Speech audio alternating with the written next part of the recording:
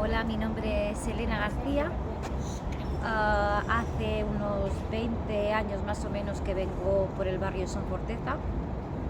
Llegué aquí porque conocí al que es mi marido ahora, ¿vale? Que vivía justo aquí en la placita. Y nada, empecé a venir por el barrio, luego me casé y justo vinimos a vivir aquí en la misma placita de aquí de Son Forteza.